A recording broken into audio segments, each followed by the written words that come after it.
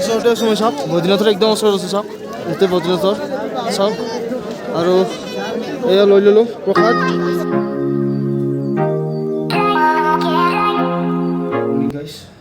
মই বৰ্তমান সীতাপুৰত আছোঁ আৰু আজি মোৰ যোৱা প্লেন আছে বদ্ৰীনাথলৈ তো আপোনালোকে ভিডিঅ'টো চাই থাকিব কমপ্লিটলি বদ্ৰীনাথটো বহুত ধুনীয়া হয় বিষ্ণুৰ তপস্থলী বুলি কয় বিষ্ণু ভগৱানৰ তপস্থলী বুলি কয় আৰু ক'ত কি কেনেকুৱা ব্যৱস্থা আছে বা কেনেকুৱা ধৰণৰ মন্দিৰটো হয় বা কেনেকুৱা ধৰণৰ কাষৰ জেগাখিনি হয় সকলোখিনি ডিটেইলছ মই আপোনাক ভিডিঅ'ৰ জৰিয়তে মই কৈ যাম তো আপোনালোকে প্লিজ ভিডিঅ'টো ভালদৰে চাই থাকিব বহুত ইণ্টাৰেষ্টিং ভিডিঅ' হ'ব তো অলপ বেছি দেৰি নকৰোঁ একাপ চাহ খাওঁ খাই কিনে যাত্ৰাটো আৰম্ভ কৰোঁ এতিয়া আমি ৰুমৰ পৰা ওলাই কিনে ডাইৰেক্ট বাছ ষ্টেণ্ডলৈ আহিলোঁ তো বাছ নাপাম বুলি একো নাখালোঁ ৰাস্তাত ৰখি দিব বাছ ৰাস্তাত খাই ল'ম বাছ ষ্টেণ্ডটো চাই লওক এইটো হ'ল বাছ ষ্টেণ্ড সীতাপুৰৰ ইয়াৰে পৰাই বাছ ল'ম আৰু ইয়াৰ পৰা বাছ লৈ কিনে আমি যাত্ৰা কৰিম বদ্ৰীনাথলৈ তো ভিডিঅ'টো সম্পূৰ্ণকৈ চাই থাকিব তো এনেকৈ আমাৰ আৰম্ভ হ'ল বদ্ৰীনাথলৈ যোৱা যাত্ৰা আৰু বাছত আমি উঠিলোঁ এতিয়া গভৰ্ণমেণ্ট বাছ হয় আৰু ইয়াতে চাওক অলপ বহুত ভিৰ হয় এইবিলাক গেক চেক থৈ দিলোঁ আৰু আগতে আৰু যাই আছোঁ এনেকৈ চাই থাকিব আপোনালোকে চ' গাইজ আজি আপোনালোকে এটা বস্তু দেখা পাব যে বদ্ৰীনাথলৈ যোৱা ৰাস্তাবোৰ কেনেকুৱা হয় তো এতিয়া আৰম্ভণি তো এইখিনিতো ধুনীয়াকৈ ৰাস্তা আছে ৰাস্তাবোৰ বহুত ধুনীয়াই আৰু পৰিৱেশ চাওক ইমান ধুনীয়া পৰিৱেশ কিন্তু আগত ৰাস্তাটো মানে বহুতে কোৱা মতে বহুত বোলে বেয়া তো চাই থাকিব চ' আহি আমি এটা জেগা পালোঁ আৰু আপোনালোকে দেখা পাইছে চাওক একো যাব পাৰে মানে ভাল ব্যৱস্থা নাই ইয়াতে চাওক ৰাস্তাবোৰ চাওক এখন মানে আগতে গাড়ী আহি থাকিলে ইফালৰ গাড়ী এখন ৰখি যাব লাগে এইবিলাক চব এইবিলাক ভাঙা আছে চাওক এইবিলাক কাষৰ যিবিলাক ৰাস্তা এইবিলাক চব ভাঙি আছে এইবিলাক চব তলত তো তাৰে পৰা মানে গমে পাইছে নহয় ৰাম নাম সত্যে বাপ্পা একবাৰ ৰাস্তাটো চাওকে এনে ৰাস্তা লাইফত প্ৰথমবাৰ দেখা পালে এনে ৰাস্তা বাপৰে বাপ তো আমি প্ৰায় আহি পালোঁ আৰু অকণমান গৈ পোৱাৰ পিছতে আমি পাম বদ্ৰীনাথ পালোঁ আহি কিনে আৰু বহুত দূৰ যাত্ৰা কৰি আহিলোঁ তো একদম ৰাস্তাবোৰ বহুত বেয়া আপোনালোকে দেখা পাইছে চাগে বহুত বেয়া ৰাস্তা হয় তাতে মাজে মাজে আহিলোঁ কিন্তু আহি কিনে বদ্ৰীনাথৰ দৃশ্যটো দেখা পাই কিনে মনটো ভাল লাগি গ'ল চব বদ্ৰীনাথৰ দৃশ্য চ' এবাৰ চাই লওক এইটো দৃশ্যটো এইবিলাক চব হিমালয় পৰ্বত চব তো যাই আছোঁ ৰুমত যাওঁ ৰুমত যাই কিনে বেগ চেক খাওঁ অলপ ফ্ৰেছ হৈ কিনে দৰ্শন কৰিব আহিম প্ৰথমতে ৰুমত যাই অলপ সেই কৰি লওঁ ফ্ৰেছ হৈ লওঁ বহুত ঠাণ্ডা ইয়াতে পৰা একদম মোৰ চৰ্দিৰ অৱস্থা বেয়া হৈ গৈছে মোৰ মাত চাত লঙাই গৈছে মাত চাত মোৰ ফুটি উঠা নাই পূৰা অৱস্থা বেয়া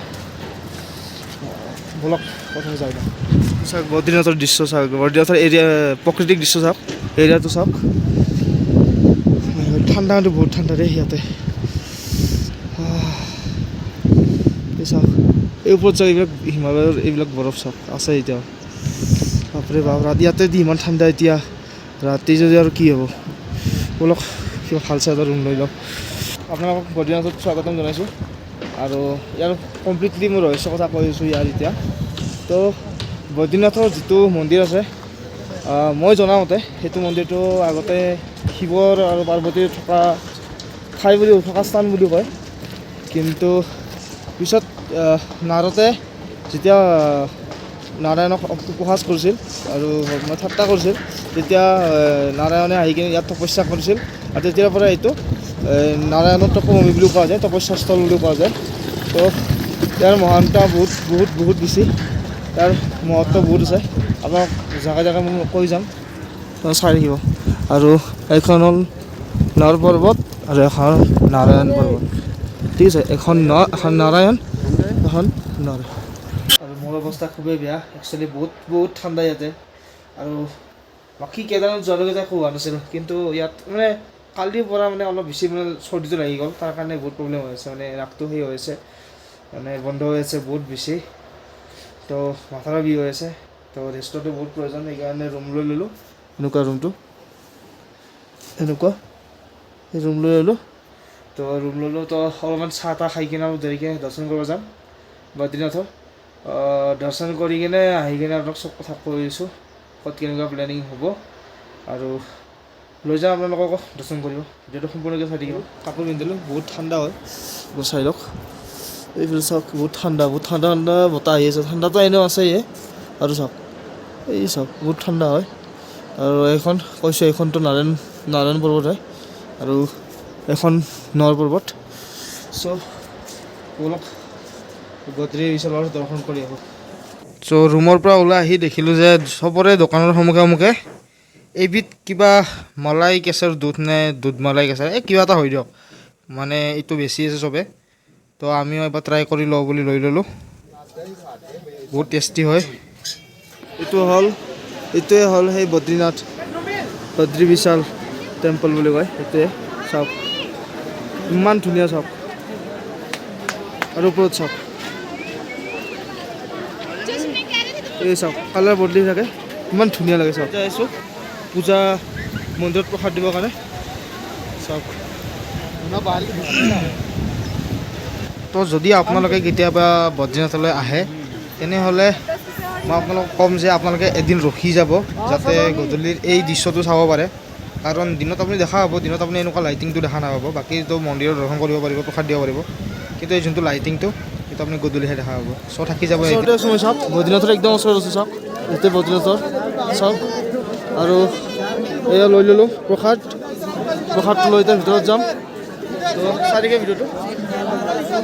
তো বিভিন্ন ৰঙেৰে আৱৰি আছে এই মন্দিৰটো, বদ্ৰীনাথ মন্দিৰ। তো জয় বদ্ৰী বিশাল। আৰু এইটো মন্দিৰত হওক বা কেদাৰনাথ মন্দিৰে হওক, আহি মানে তাত গৈ কিনে এটা বস্তু মই গম পাইছোঁ, কিবা এটা ভাইব্ৰেশ্যন ফিল হয়, কিবা নহয় কিবা এটা মহত্ব আছে। আৰু সঁচাই বহুত ধুনীয়া মন্দিৰ হয়। আপোনালোকে কৰি ল'লোঁ, দৰ্শন আমি কৰি ল'লোঁ। আৰু এই চাওক লাইন লাগি আছে, এইটো হ'ল হনুমানৰ মন্দিৰ, ভিতৰতে আছে। এই চাওক আমি দৰ্শন কৰি ল'লোঁ, আৰু এই চাওক প্ৰসাদ লৈ ল'লোঁ। চ' সকলোৱে গৈ কমেণ্টত কৈ দিব বদ্ৰী বিশাল কি যায়। তো বলক আমি ইয়াৰ পৰা ওলাই যাওঁ, বহুত ঠাণ্ডা হৈছে, ৰুমতো যাব লাগিব, মানে অলপ চৰ্দি গা বেয়া লাগি আছে তো বলক। তো এইটো হ'ল মন্দিৰৰ পিছফাল, আমি বদ্ৰীনাথ মন্দিৰৰ পিছফালে আছোঁ। আৰু মানুহৰ ভিৰ চাওকচোন, বাপৰে বাপ।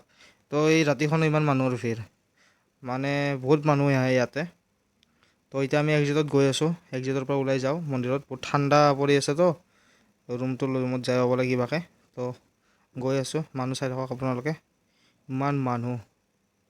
আমি ওলাই দিলোঁ, চাওক এক্সিট মন্দিৰৰ পৰা আমি ওলাই দিলোঁ।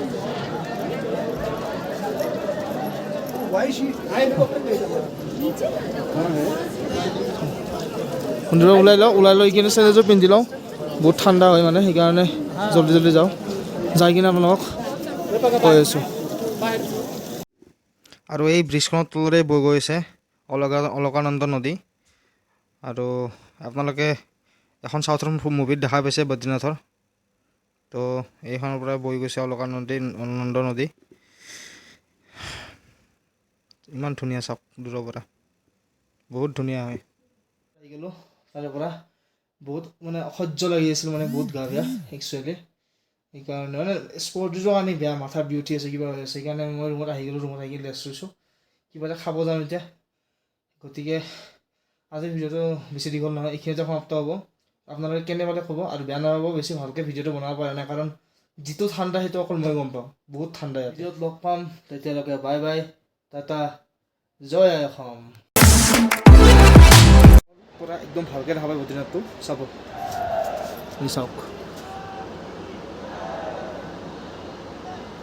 একদম ধুনীয়াকৈ দেখা পায়, চাওক।